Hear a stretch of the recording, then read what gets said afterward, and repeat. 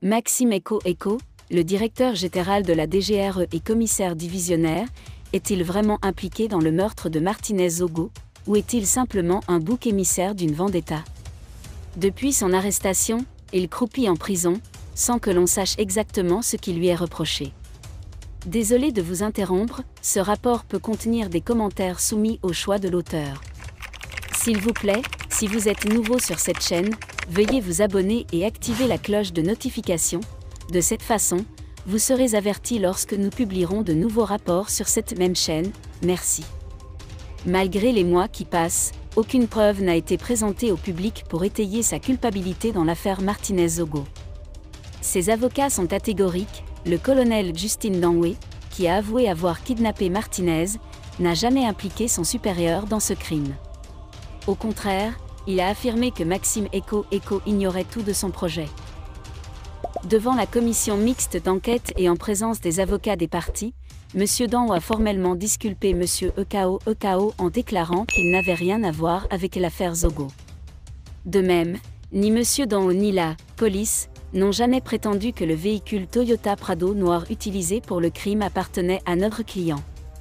Il a été clairement établi par l'enquête que ce véhicule était la propriété personnelle de M. Danwe qui le reconnaît sans embâge. Et pour cause, ce véhicule est une ancienne voiture du parc DGRE qui a été acquise par M. Danwe en son nom propre depuis le 6 novembre 2017 lors d'une vente publique organisée par le service. Par ailleurs, à titre d'information, tout lien hiérarchique et fonctionnel entre Mr Danwe et notre client NR Ekao a été rompu depuis le 12 novembre 2021, suite à plusieurs fautes de M. Danwe. Notre client avait expressément pris une circulaire, décidant que seul le conseiller technique numéro 1 était habilité à mettre en action le personnel de la direction des opérations.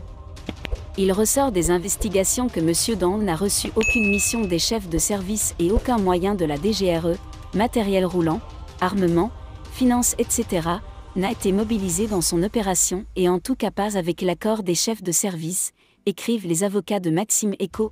La famille de Martinez Zogo réclame que le motif de torture soit changé en assassinat et demande une nouvelle autopsie pour faire la lumière sur les causes du décès du journaliste.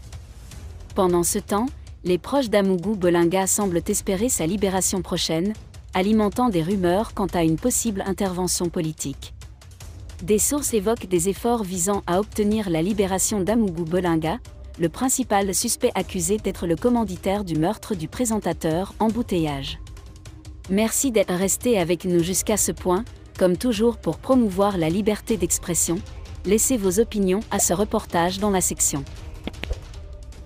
Si vous avez aimé cette vidéo, merci de liker, partager, commenter et surtout vous abonner à la chaîne. Et on se retrouve très vite pour une prochaine vidéo.